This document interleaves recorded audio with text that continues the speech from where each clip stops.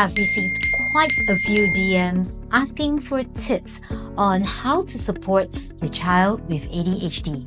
Now this will be the first of a series of videos that will be coming up, where I'll share tips on how to help your child thrive both at home and in a school setting. The strategies shared will be based on research as well as my own experiences having worked with clients or students who are ADHD diagnosed. So let's get started. Now, do you feel like you're constantly reminding your child to focus or finish their homework, or even just to remember their school supplies? Now, it's exhausting both for you and for them. But what if I told you there's a better way than all this dependence on you? In today's video, I'll share a simple research-backed plan to help your child thrive in school without relying on endless reminders or nagging. Hi, I'm Madam Han, and I help busy parents support their child's learning and behavior in practical, science-backed ways. If you're watching this, you probably already know that ADHD is not about laziness or defiance. It's about a brain that is wired to seek stimulation and struggles with executive function. Now that means focusing, organizing, and following through on tasks can be extra challenging. But the good news, with the right strategies, your child can develop the skills that they need to thrive at schools. And today, I'm going to show you exactly how to do that. Step 1. Externalize their thinking with visual cues. You see, ADHD brains, they struggle with working memory, meaning they don't always hold on to information like neurotypical kids do. Now, this is why verbal reminders often don't stick, but visual reminders do. So instead of saying, "Don't forget your homework," try things like visual schedules, checklists. We could actually create a simple morning and evening routine chart with pictures and words. Make use of post-it notes or whiteboards. Have a school-ready checklist by the door. We could also try color-coding notebooks and worksheet folders. Assign different colors for each subject to make organization easier. In my teaching experience, I've seen how students with ADHD struggle with verbal instructions alone. A slight tweak to the way instructions are delivered, providing visual cues on top of verbal ones, make a huge difference to the effectiveness of children's outcome. Dr. Russell Barkley, a leading ADHD expert, explains that externalizing information, turning thoughts into visual reminders, significantly improves executive functioning in children with ADHD. Step 2. Use timers and movement to activate focus. You see, ADHD brains need stimulation to stay engaged. That is why sitting still for long periods of time can feel unbearable for your child. What is the trick, you may ask? Work with their brain, not against it. So we could try strategies like the Pomodoro technique. Set a timer for 10 to 15 minutes of focused work, and then allow a short movement break before repeating it. We could also make use of fidget tools.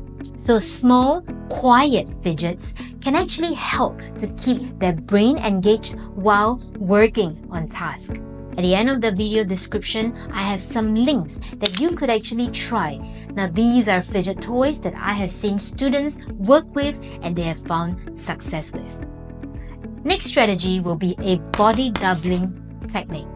Sitting nearby while your child is working, even when you're doing your own thing, can help them to stay on task. Dr. John Ratey, author of Spark, the revolutionary new science of exercise and the brain, highlights that movement increases dopamine and improves attention, especially in ADHD brains. Step number 3. Teach self-regulation with a pause plan. You see, for children with ADHD, impulsivity is one of the biggest challenges for them in school. They often react without thinking, whether it's blurting out answers, whether it is rushing through assignments, or forgetting to check their work. So instead of punishing impulsivity, we can actually teach self-regulation through a simple pause plan.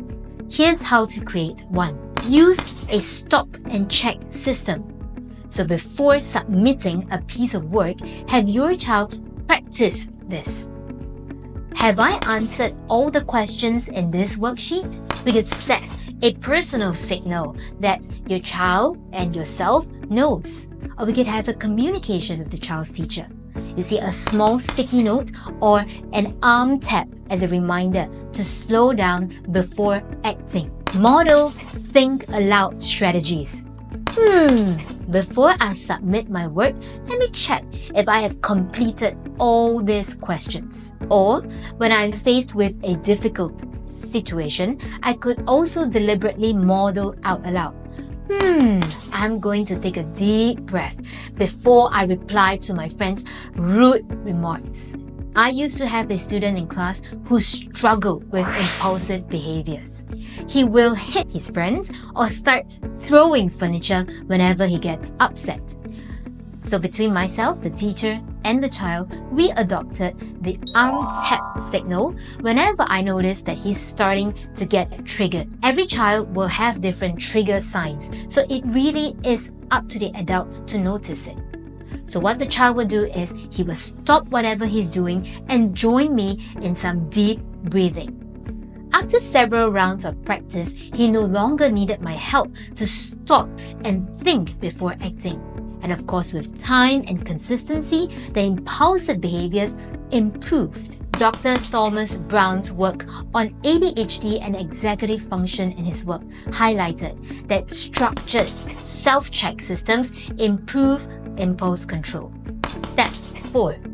Use positive reinforcement, not just consequences. ADHD brains respond more to immediate rewards than to long-term consequences. Now, what does this mean? It simply means that traditional punishments like no TV if you don't finish your work, they often do not work as well as positive reinforcement. So we could try things like using immediate rewards. For example, once you finish your reading, we can play a quick game together. Catch them doing well. So instead of focusing only on mistakes, let's practice praising small successes. I love how you sat down and got started on your work right away. We could also gamify schoolwork. Turn math problems into a race against the clock, or we could use stickers to track completed assignments. Now, one of my most favoritist techniques for children with ADHD is to catch them doing good, coupling it with a huge, broad smile on my face. You see, this communicates to them that their choice of behavior has brought joy to me, and I want to make sure to communicate it to them, hoping to give them that dopamine fix. Dr. William Dodson's research on ADHD explains that dopamine-based rewards help ADHD kids to stay engaged and motivated. And rewards, they don't even have to be material. A simple smile is more than enough. Now, which one of these strategies do you think would help your child the most? Or do you have a different ADHD-friendly hack that has already worked in your home? Let me know in the comments. I would love to hear from you. Share this video with one parent whom you know who will benefit from this. It helps to spread this positive message. Helping an ADHD child thrive in school is not about constant reminders. It's more about teaching them the right systems and strategies so they can succeed on their own. With patience, consistency, and the right support, your child can develop the skills that they need to focus, stay organized, and build confidence in their abilities. You've got this, and your child does too. I'll see you in the next video.